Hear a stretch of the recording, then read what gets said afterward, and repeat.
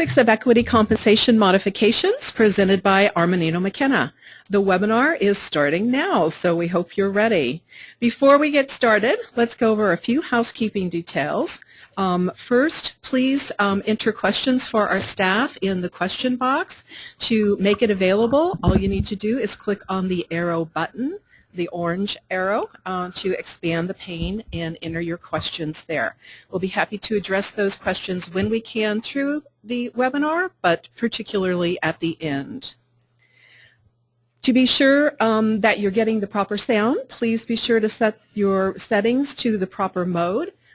You can use a telephone if that's the way that you're choosing to listen, and then for audio mode, please select that. If you are using a laptop or desktop, please use speaker and mic as your selection for the audio mode. That's actually our recommended way to go. All right, let's go ahead and just finally take a quick look at what we need to do to qualify for CE. For those of you who are listening who would like to qualify for CE, you must use a personal computer, I'm sorry, no PDAs, and log in with your own information and unique URL. You must be logged into our online software for at least 50 consecutive minutes within the scheduled time frame of the webinar, actively respond to at least 75% of the polling questions, and complete the evaluation survey at the end of the webinar. Thank you. Now let's go ahead and meet our presenters. Scott Schimberg has over 20 years experience with a mixture of industry and consulting exposure. He has held positions as head of finance and controller at companies across the Bay Area. Good morning, Scott. Good morning. And we also have with us today Scott Schwartz. Scott Schwartz has over 5 years professional services experience with private and public companies. He's part of our equity compensation outsourcing practice and has extensive experience around ASC 718. Good morning, Scott. Good morning, Kathy.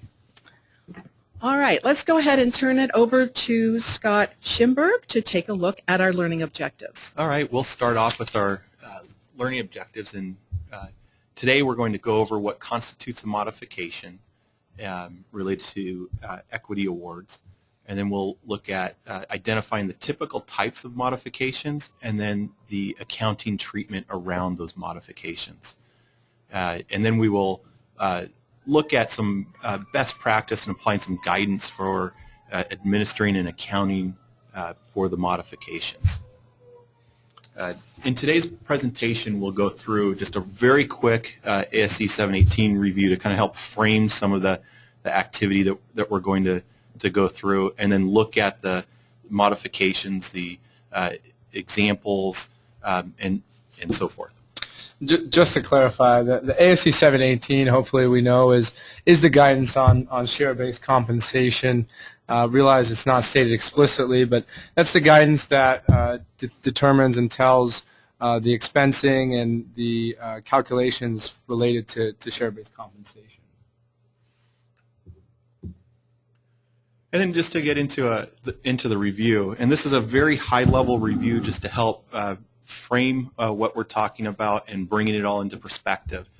Typically, we'll spend a full day, or not a full day, a full session just over the basics of the ASC 718. So this is really just to help get us all thinking about the concept of ASC 718 and some of the different details around the accounting.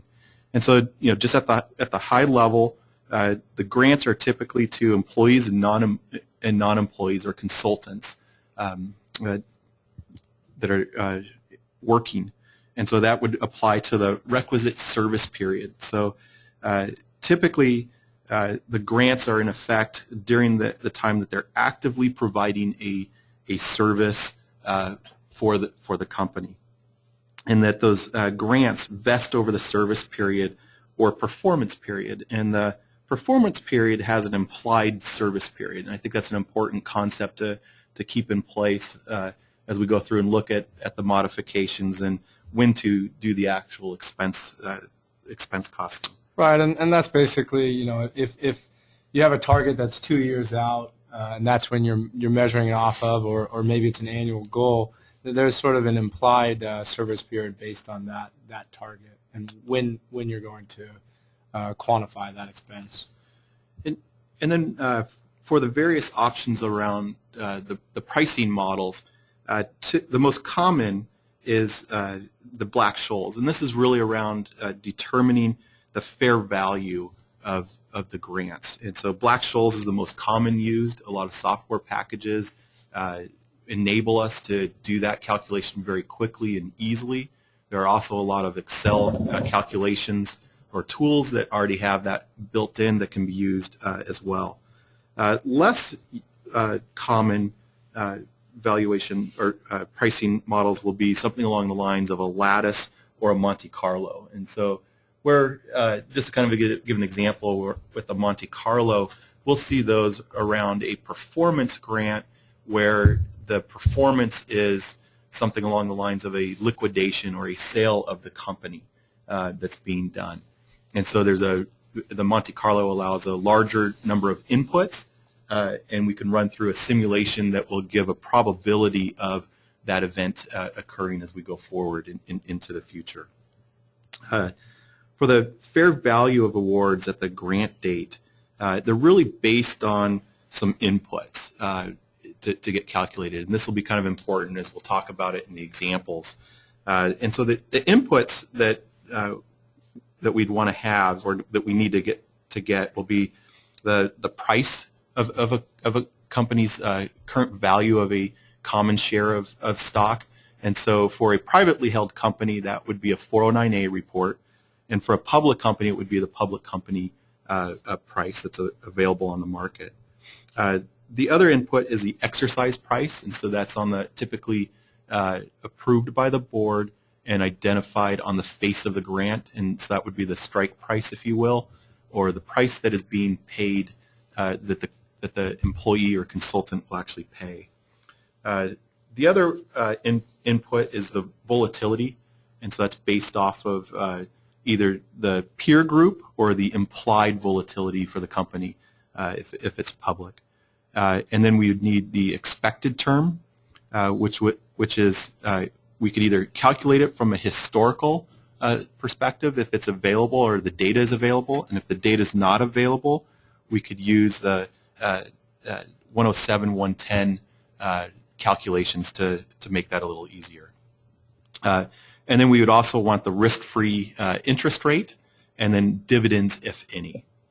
And you can also, for certain types of awards, cash-settled awards in particular, you can use under strict circumstances the intrinsic value, which would then sort of disregard some of these fair value inputs. But definitely, before you kind of go that route, I would talk with your auditor or with a consultant about whether it makes sense to use the intrinsic value. That's a good point. It's not widely accepted. And then we would recognize the expense over the requisite service period, less a forfeiture estimate. And so that's kind of the basic blocking and tackling around how to record the expense and when the timing of the expense gets recorded into the financial statements. I think that a couple things that are commonly not discussed or talked about is the impact on the income tax. So there is a tax deductibility and DTA calculation that you need to be aware of, and then modifications will also come in and apply to those calculations as well. And the income tax topic can be a full topic all on its own, and it's typically done much longer than even an hour's webinar to be able to get a good detailed understanding of that. And then the other is around the EPS and earnings per share calculation, particularly when you get into needing diluted. Less of an issue around the basic calculation, but we just need to be aware of that. There could be some issues around that of making sure we have all of the details so that we could calculate that out correctly. Yeah, and I'll just add on the forfeiture estimates. There's guidance on bifurcating the estimate between executives versus your rank and file employees or different experience groups, and so that's something that you may want to consider. I know with a client we recently went through that analysis, even if it's just to prove that there is no difference between the two populations. That's sometimes an analysis that's necessary. And on the diluted EPS, yeah, you need to consider the unrecognized compensation expense and as well as the DTA impact to calculate the proceeds. So that's also a very detailed session, and go into a lot more in that in its own webinar as well. All right, that takes us to our first polling question, and that question is, has your company modified stock options? Has your company modified stock options? We see our votes coming in. Thank you so much for responding. We'll keep the polls open here for just another few seconds. All right, looks like we've got the majority of folks voting, and we're going to close the polls in 2, 3, 1. Different type of math these days. Yeah, I was going to say. Again, trying to keep them alert. 2, 3, 1. Okay. All right. So a little bit about the results that are out. 47% saying yes, that they're aware that they have modifications. 34% saying no, and 19% saying they're not sure. I would say that's pretty typical with what we see when we go out and work with a customer that is really going through a process of getting IPO ready. They're getting their first real audits up and going, and so they're really digging through the details, and they don't know, and we'll cover some of the reasons why they don't know in terms of common modifications and then less common ones, but also things that are often overlooked. I think that'll help pull that out as to identify how that comes together.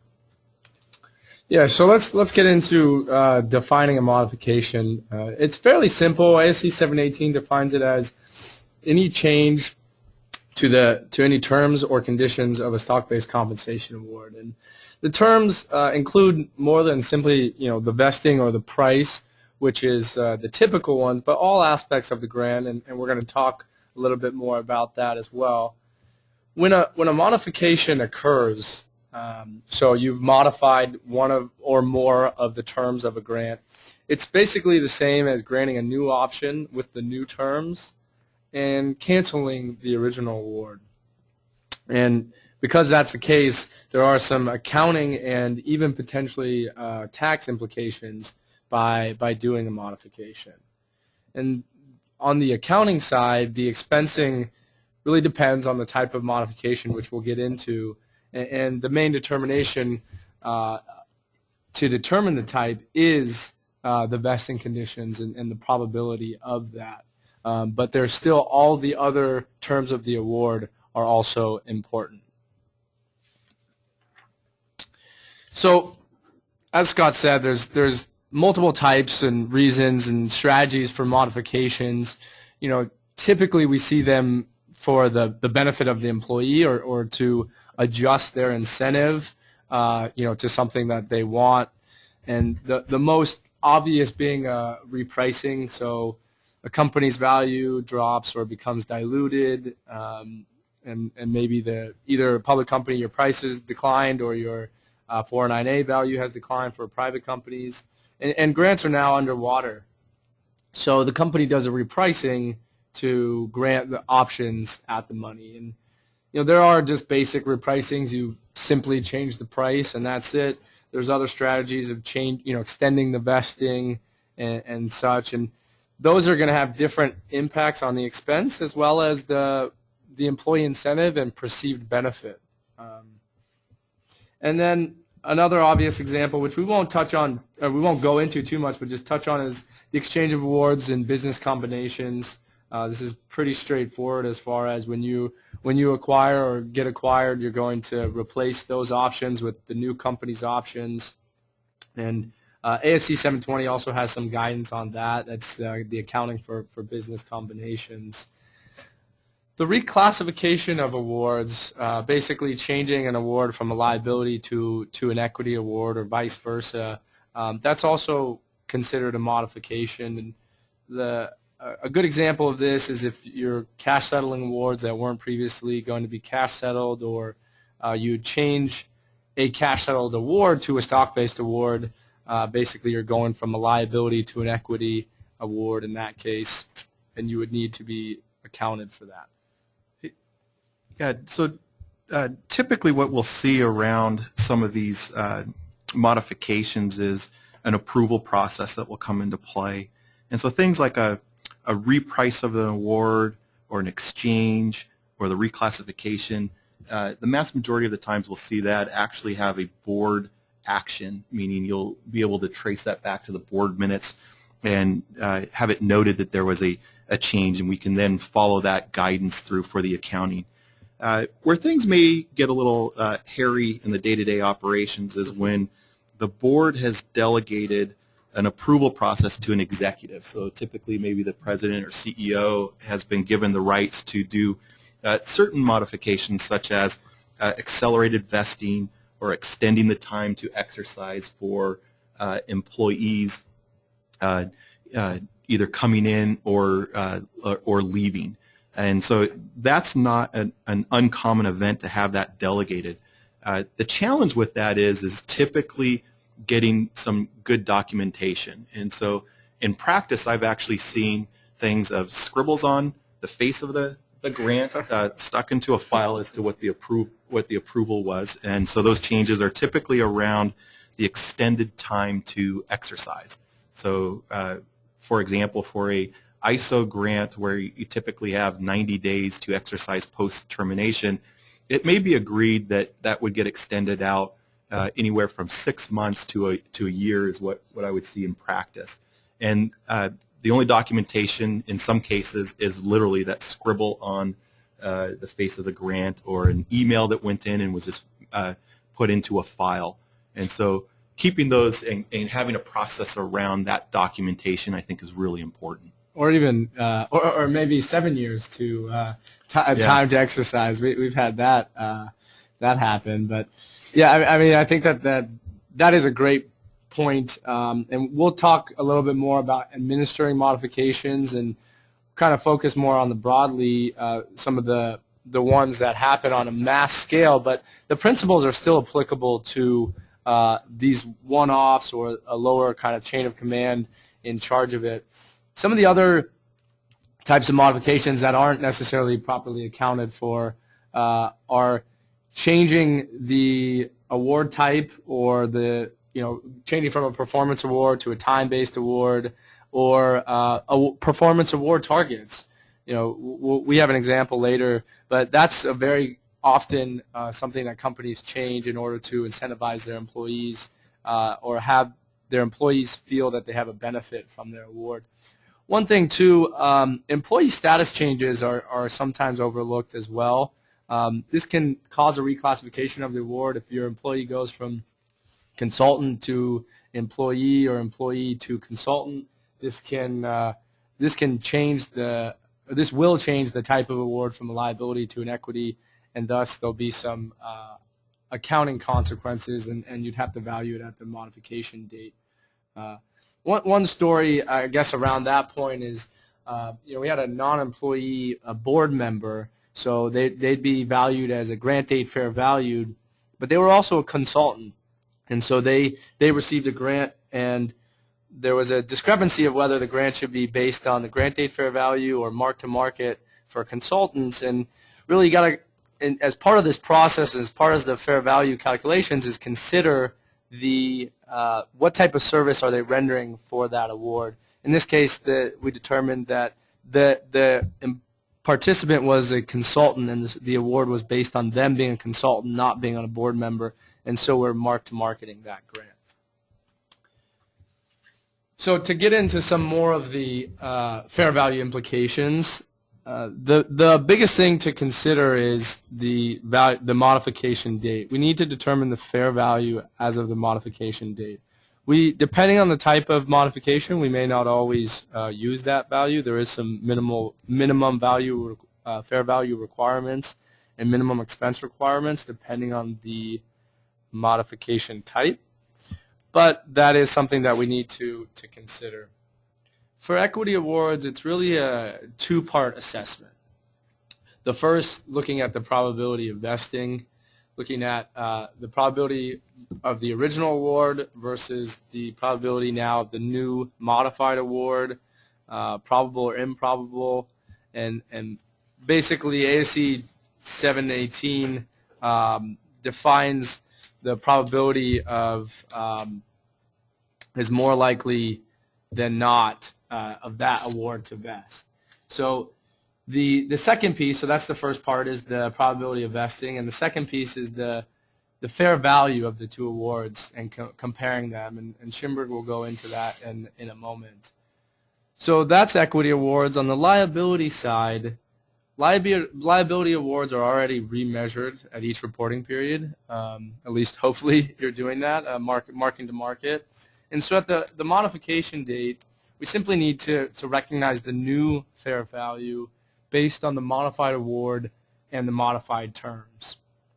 So there's no potentially no change in incremental expense or looking at the original versus the grant date. We're just going to look at that modification date at that point in time. So this is the caveat there is that this is if the award remains a liability. If the award changes from a liability to an equity, we're going to actually reclassify the liability under APIC, and the new measurement date or i.e. the grant date fair value is going to be as of the modification date, and that's what you'd record. As a side note, for the intrinsic value awards, if you are using that, you're going to compare the intrinsic value before and after the modification as opposed to the fair value. These are rare, but as I said earlier, sometimes cash settled awards can be valued using the intrinsic value. Thank you, Scott. That takes us to our second polling question. And our second polling question is, what is a commonly overlooked modification? Just a reminder that you want to participate in at least 75% of the polling questions if you are interested in qualifying for CE. Started to see those votes coming in.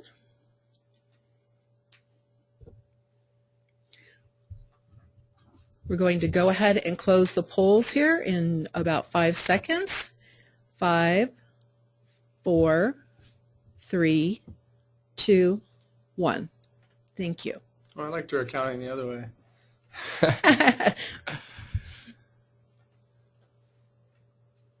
So it looks like a majority of you said 60% about said the extended time to exercise, and that's true. I mean that's the most commonly overlooked one we see, giving somebody a year or maybe 6 months to exercise post termination, and instead of going along with the original terms of the grant. Nonetheless, reclassifications, as I said, can also be overlooked. Employee status changes from employee to consultant and vice versa. We see those pretty often as well. Yeah, I think the big piece on that reclassification, particularly around whether it's an equity or a liability perspective, just having the understanding of what differentiates the two and what would drive a liability. So, for example, a change that would allow a cash a basis to be able to have them pull cash out would create the liability versus just having them the right to exercise a grant. So it's really understanding some of the details around that could make a change. Mm-hmm.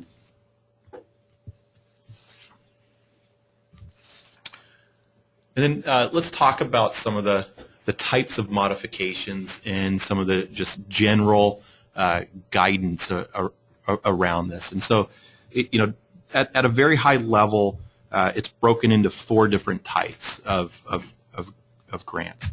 And so what we'd want to do is really look at what is the probability of vesting immediately before and immediately after the grant or the modification. And so for a type 1 probable to probable, that's our most common type of a modification.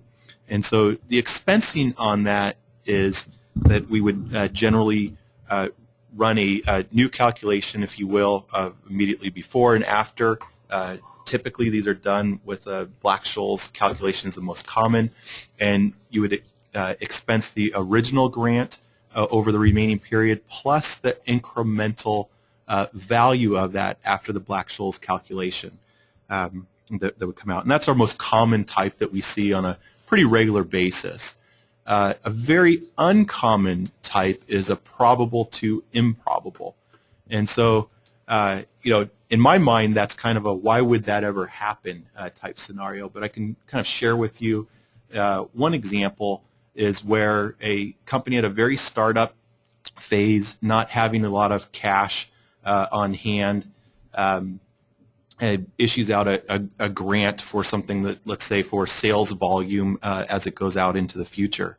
As the company's kind of grown and developed and is starting to obtain more cash, maybe they want to convert into a cash bonus type system based off of sales volume, but retain some level of a grant that maybe gets moved into a very high, like an outperform level. So, for example, if a company was metric of probability was to sell something along the lines of 75 units of a device or of their offering, and now they're going to raise that to outperform, maybe that's at 100 units that would come into play. And so in this case, their cash bonus, if you will, kind of covers what they have. Now they're giving an incentive to outperform and keep that going. But the reality is it's now gone from probable to a improbable, meaning it's unlikely that they're really going to outperform that. And so the accounting around this can be a little tricky in terms of how to handle that. So the really only thing that's changed is the performance metric in this example. And that metric went from, in this example, 75 units to 100 units, where it's probable that they're going to get the 75 units, but it's not probable that they're going to get the 100 units. In that case, you would continue to expense the original grant fair value as long as that 75 units would continue to be met. Now, if that lower metric, if you will, is no longer going to be achieved, we typically see that expense getting reversed off and nothing would be expensed. Now, if it outperforms and goes over the 100, it's already expensed. So that's really that expense that comes into play. Again, this is a very uncommon type of modification, but we just have to be aware of there's that little trick of that original metric. If it was really probable, we still have to continue to expense that expense. Yeah, and just to be clear, that your example assumes that there's no change in the fair value. So we've only changed in this case the performance target. Correct. So that is the reason why those two scenarios, if one of the targets was hit, either one, then you're going to record expense, the same amount of expense in both cases. If the fair values change, then there's other consequences for that. So correct. But a more common type 3, both type 1 and type 3 are pretty common. Type 3 modifications are improbable to probable. So taking the same example, but we're now saying that the 75 units are not probable, and we're going to reduce it to 50. So we've modified that performance target. And so by doing that, we're going to take the fair value of the new award on the modification date. We're going to then expense based on that new fair value and recognize that over the service period. Right. And then the type 4 of it being improbable to improbable. Again, there's been nothing expensed so far, and so we would continue to have nothing expensed as we go forward. That type 4 is also uncommon, meaning that typically the stock options and stock grants are really designed as a motivation tool, and if it's really giving them something that's unrealistic or not likely to be achieved, it's not common that we see that in practice. Right, and just to reiterate, ASC 718 defines probable as the future event or events are likely to occur. So And in that type 4 example, excuse me, going from improbable to probable, the reason we need the fair value of the new award on modification is because if at some point along in the future that award became probable, then you would start expensing, but based on the fair value of the new award. Let's get ready for our third polling question. And that polling question is, what is the minimum expense for a type 1 modification, probable to probable?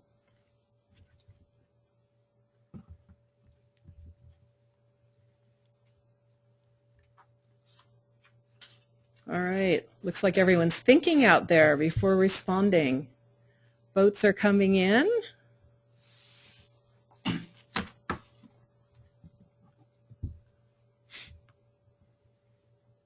Three choices. All right, think about your final decision. We're going to close the polls here in about 5 seconds. 5, 4, 3, 2, 1. All right, a little bit of a trick question in there to keep everyone thinking and keep their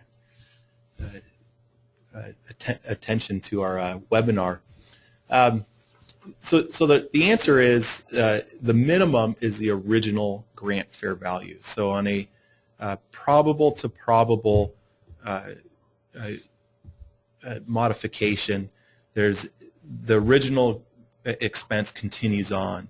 And then the calculation is a comparison between the immediately before and after the modification of an incremental expense. And so if we wanted to, if there was a higher value or a higher value for that modified grant or fair value for it, that expense would be recognized as well over the service period. So the total expense would be the original grant fair market value plus the incremental value, if any. And so it is a definition of if any, because I have seen them where it is either zero or no change, or even a lower value after the modification. So I have seen that in practice. So it may not come into play that you actually have an incremental expense. Right, and that's why we still have to record that grant date fair value as the minimum. So here's an example. Basically, we're going to modify some performance conditions. So in this example, we're going to assume that the company has issued options, and the options vest based on the company's bookings doubling after 2 years. So we granted a grant in 2009. In 2011, we want to have doubled our bookings. And at the grant date, the fair value was 40 cents. So after the end of the first year, the company determines that it's really not close to doubling its bookings, and the award is improbable of vesting. And basically, they've said this throughout the entire year that it's improbable of vesting, but they're analyzing it at year end, which is typical for performance awards. You want to look at them monthly, quarterly, or annually, depending on how you do your financials. So at this point, the company decides to decrease the bookings target to 50% growth. So instead of doubling, we're now only need to grow by 50%. And they believe by doing this that the award is probable of vesting. So in this case, we have a type 3 modification going from improbable to probable. The company would take the entire fair value of the modified award at modification and expense that over the remaining service period. As long as the bookings target remained probable, again, you'd have to continue to reassess that probability through the end of the last year. And just as a side note, too, some of these awards may need to be valued, especially performance types awards, using more advanced pricing models that Schimberg touched on earlier, such as lattices or Monte Carlos. Depends on the complexity of the award, but you'd have to run it with the terms of the right before the modification and then the terms right after the modification, potentially, depending on the type of modification. So just to refresh or provide a different hypothetical, if the performance condition had been probable in this case during the year at some point, the company would have started recognizing expense. But if at the year end they determined, hey, we had a really bad Q4 and now it's improbable, right before the modification and we're going to modify this grant, we would reverse that historical expense and now start looking at our new modified award fair value and expensing over the life. This is different from market-based performance conditions. So just an aside there. Yeah, one thing to be cautious on is that service period around those grants. And so some performance grants are upon a metric of revenue growth or units sold. And so that can be a little bit of a moving target when it's we're going to sell 100,000 units or 200,000 units. And what that means is that you have to actually track that as to when do you expect that to be achieved. And so there could be a time period that it needs to be done before a certain date or a certain period or year end, but it could be done and met well before that. So just a little bit of a caution of determining that service period of when to expense. It could be a little bit of a moving target that you need to go through and update on a fairly regular basis to make sure that it's getting done over the right period. And I've seen, the expectation is that it's all go, that we're going to hit it within the next quarter, to that next quarter kind of dips a little bit and it slips out a little bit further on. And so it's updating it based off your most recent information that you have and what management believes is achievable. Yeah, and that's something that you'd want to, if you are issuing or planning on issuing performance or market-based awards, you want to kind of have that built into your quarter-end process, to assess the probability based on when you're reporting your expense. And, with private companies that varies. Some companies are calculating expense monthly, some quarterly, some just annually. So, but you want to have that kind of assessment for the probability built into your expense process. All right, so another example of a probable to probable, very, very common type examples of where give a little background on this type of a scenario is the company is underwater in terms of the strike price. So in this example, the strike price on the face of the grant originally was $2, and now the 409A report or the market price of it is now at $1. And so again, the company's belief is that they want to continue to motivate their employees to perform and to retain top talent.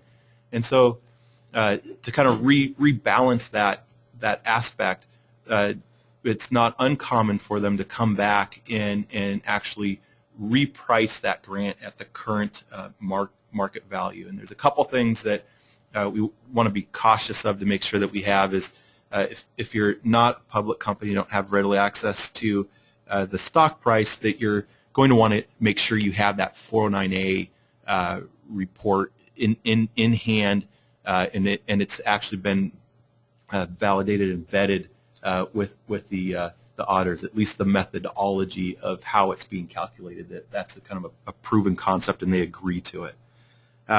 But in this case, in this modification, we're really looking at utilizing a Black-Scholes calculation. So we have some basic of the inputs. So again, we covered those inputs of what's needed at the beginning, and part of that reason of covering that is just kind of help frame what information do we need to do that side-by-side comparison immediately before and immediately after of what that value is.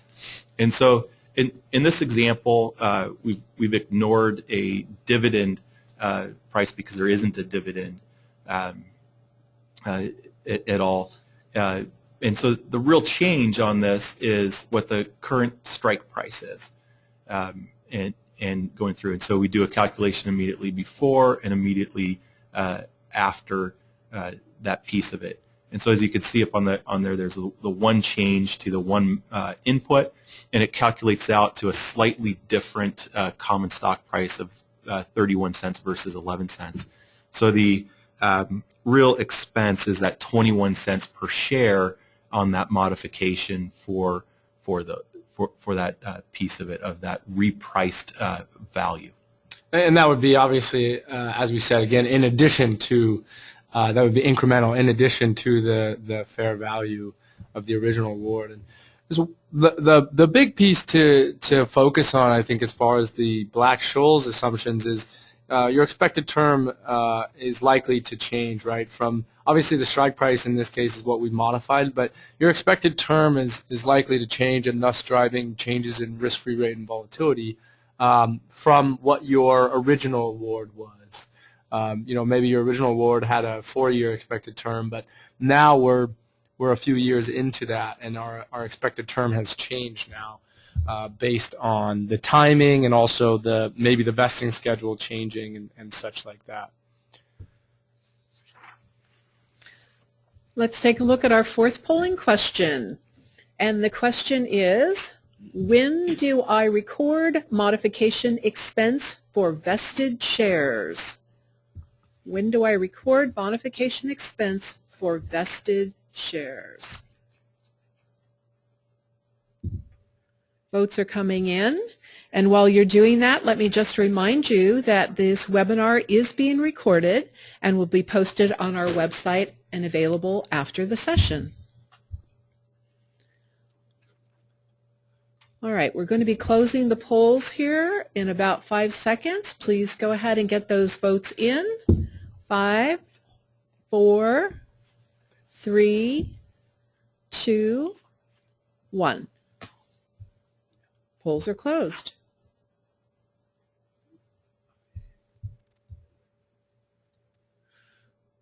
All right, so I think we had a little bit of a trick answer up there for you, because when do I recognize or record modification expense for vested shares? When vested and immediately. So when vested I think the way this was implied to be answered is in the future, when vested in the future versus immediately. So vested shares, when you do a modification, you have that expensed immediately. It's the unvested shares that would go forward. So we kind of threw a little bit of a trick answer out there for you, but I think with a little clarification, we could identify how that works forward. The good news is there will be no report card. And one of our participants caught the fact that they're the same thing. So good job. So now we're going to talk a little bit about administering modifications, and as I mentioned earlier, this is generally it's going to apply more to the broader modifications that do have some process and input behind them, but the principles still apply for your one-off scenarios as far as obtaining input, communicating, and documenting. And so the biggest thing to consider before doing a modification is making sure you understand all of the pieces that are involved. So that's who it affects, how it's going to affect accounting, the participants, everybody. And you want to make sure you get input from your participants. Is this modification something they want, something they see value in, or maybe would a different incentive be better, such as the CAS bonus program that Scott kind of talked about. Make sure you get input from your auditors. Hey, this is the type of modification we're thinking of doing. Any qualms or suggestions or questions behind that? Even potentially doing some modeling as far as the accounting. What should I expect to hit my books based on this? These modification criteria. Definitely want to consult your tax advisors, tax experts. Make sure that there will be no unperceived tax implications to the participants or even to the company. I'll touch on this a little bit next. And lastly, as with many things, you have to have the lawyers involved and get their sign-off, especially on documentation. But once you've determined sort of how the modification will work, make sure you communicate that to your participants and try and communicate it across multiple channels. So obviously you want to distribute modification documents, but I think even, depending on how big the modification is, you want to hold meetings defining that, or, educate your managers on how to inform their employees about what the modification is and what it entails and how the employees can benefit if that's the type of modification you're doing.